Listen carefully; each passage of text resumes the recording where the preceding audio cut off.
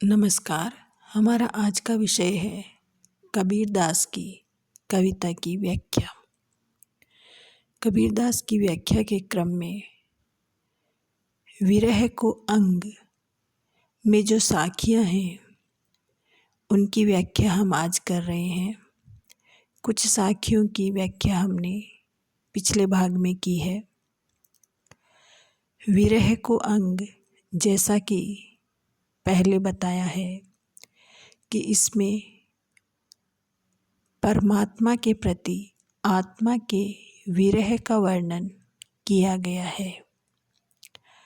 आत्मा जो है परमात्मा से बिछुड़कर अत्यंत व्याकुल रहती है और अपनी प्रियतम परमात्मा से मिलने के लिए बहुत ही आतुर उत्सुक दिखाई देती है। विरहिणी आत्मा जीव रात दिन अपने प्रियतम की, अपने परमात्मा की प्रतीक्षा करती रहती है। उसकी आतुरता, मिलने की उत्कंठा निरंतर बनी रहती है। वह मिलन के लिए अनेक प्रकार के प्रयास करती है। जैसा कि पहले हमने बात की है कि कबीर के यहाँ, निर्गुण संत कवियों के यहाँ जो आत्मा है, जो जीव है, जो मनुष्य है, उसे प्रियतमा का रूप दिया गया है और जो परमात्मा है, जो ईश्वर है, उन्हें भरतार स्वामी कहा गया है। तो जिस प्रकार एक जो प्रेमी मन होता है अपने प्रिय से मिलने के लिए आतुर रहता है, वैसी ही आतुरता कबीर के विरह के अंग के अंतर्गत जो साखियाँ हैं उनमें दर्शाई गई है। विरहिणी जो है प्रियतम से मिलने के लिए अनेक प्रकार के प्रयास करती है। कभी वह प्रिय को रिझाना चाहती है, कभी वह प्रिय को आकर्षित करना चाहती है, कभी ऐसे प्रयास करती है कि जिससे प्रिय दया करके या प्रसन्न होकर के आत्मा को दर्शन दे दे। यहु तन जालो मसी करो, लिखो राम का नाम, लेखनी करूं करंक की, लिखी लिखी राम पठाओ।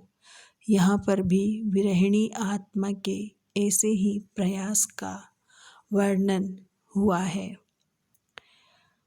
विरहिणी आत्मा राम से, ईश्वर से, परमात्मा से मिलन चाहती है, उनके दर्शन करना चाहती है। तो वह कहती है कि मेरी यह इच्छा होती है कि यहु तन जालो मसी करो, कि मैं अपने इस शरीर को जलाकर स्याही बना लूँ।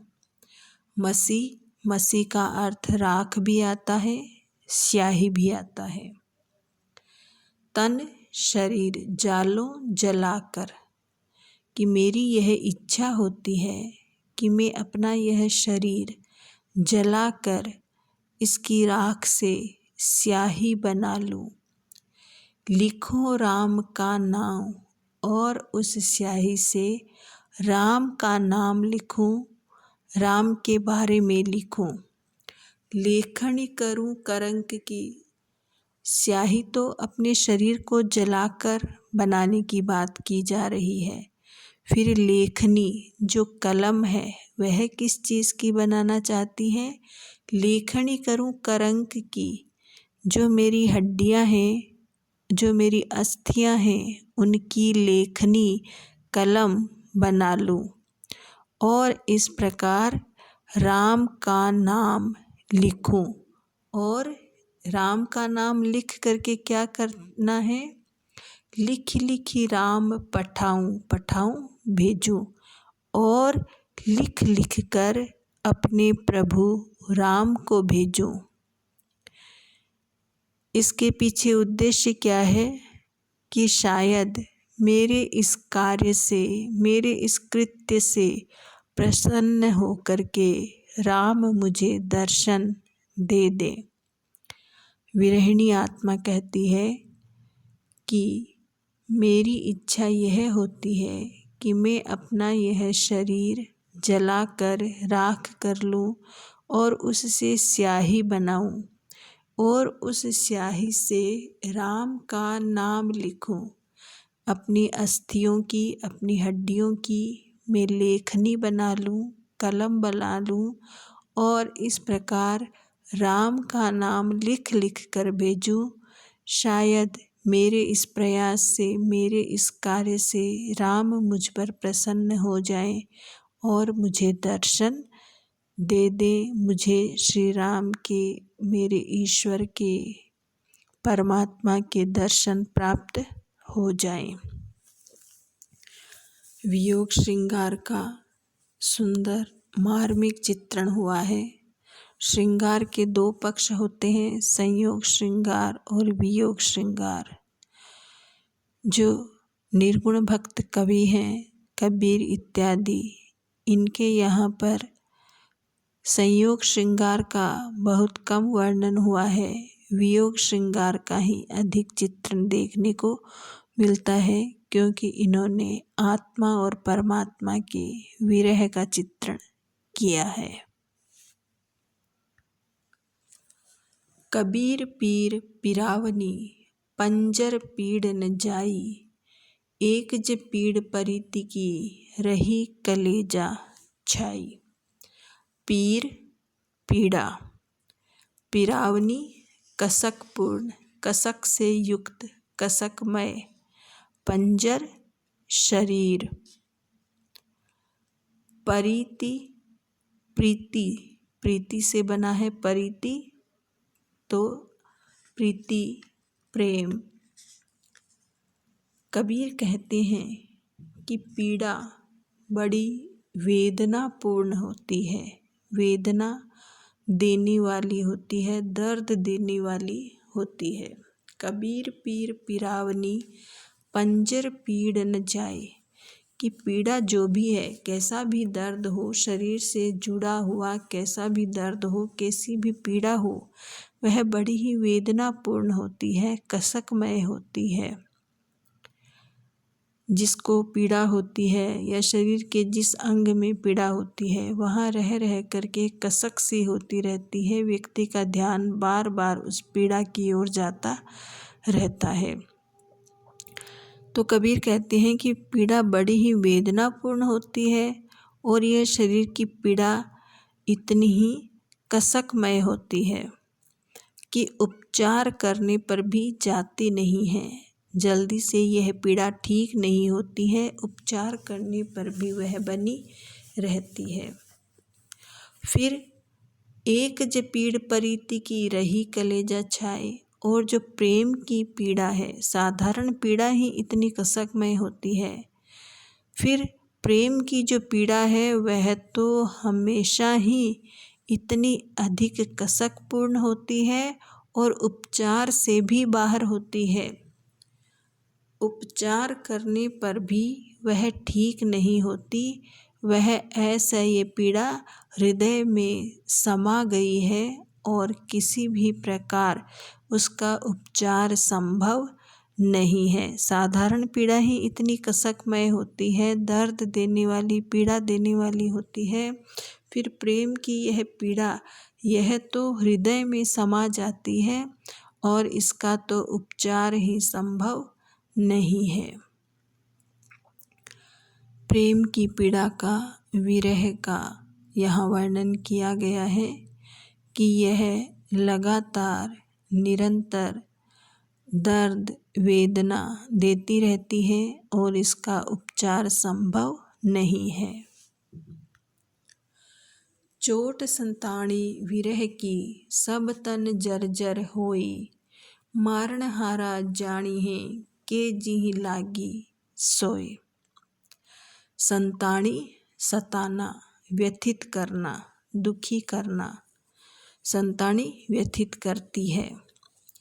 जर्जर कोई चीज़ जर्जर अवस्था में होना, क्षीण अवस्था में होना, कृश कमज़ोर अवस्था में होना, कि जैसे तुरंत ही वह नष्ट होने वाली है, टूटने वाली है, ऐसी जर्जर अवस्था। चोट संताणी विरह की सब तन जर्जर होए, कि विरह की जो चोट है वह बहुत ही व्यथित करती है। संताणी व्यथित करती है। विरह की जो यह चोट है, विरह की ये जो पीड़ा है, वह बहुत ही व्यथित करती है और इसकी जो ये वेदना हमेशा बनी रहती है।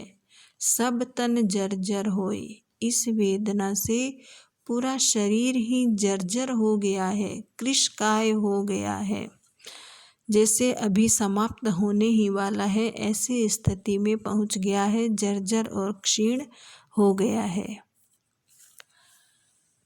यह जो विरह की पीड़ा है, इसके कारण शरीर की यह स्थिति हो गई है, लेकिन यह भी विचित्र प्रकार का है। विचित्र प्रकार की पीड़ा है। कैसे? मारण हारा जानिए के जिहि लागी सोए, कि इसे सभी व्यक्ति नहीं जान सकते, इसे 2 ही व्यक्ति जान सकते हैं। इस पीड़ा का अनुभव केवल 2 व्यक्तियों को ही होता है। मारण हारा जानिए, या तो जो मारने वाला है, जो इस पीड़ा को देने वाला है, जिसने यह पीड़ा प्रदान की है, और दूसरा के जिहि लागी सो, या जिसे यह पीड़ा लगी हुई है, अर्थात जो उस पीड़ा को भोग रहा है। या तो जो इस पीड़ा को भोग रहा है वह इसके बारे में जानता है, इसका अनुभव कर सकता है, या फिर जिसने यह पीड़ा प्रदान की है वही इसके बारे में जानता है। अन्य लोग इसके बारे में ना तो जानते हैं, ना ही समझते हैं, और ना ही इस पीड़ा का अनुभव कर सकते हैं। पीड़ा देने वाला परमात्मा है। परमात्मा ने यह विरह प्रदान किया है और आत्मा इस विरह के कारण तड़पती रहती है। तो इस पीड़ा की वास्तविकता का, इस पीड़ा की तीव्रता का अनुभव केवल आत्मा और परमात्मा दोनों को ही हो सकता है। अन्य कोई इसके बारे में नहीं समझ सकता। अगर वर्णन भी किया जाए, किसी को समझाया भी जाए, तो वे इसकी तीव्रता को महसूस नहीं कर सकते। विप्रलम्ब श्रृंगार का, वियोग श्रृंगार का यहाँ पर भी बहुत सुंदर वर्णन हुआ है। आगे के पदों की व्याख्या अगली क्लास में करेंगे।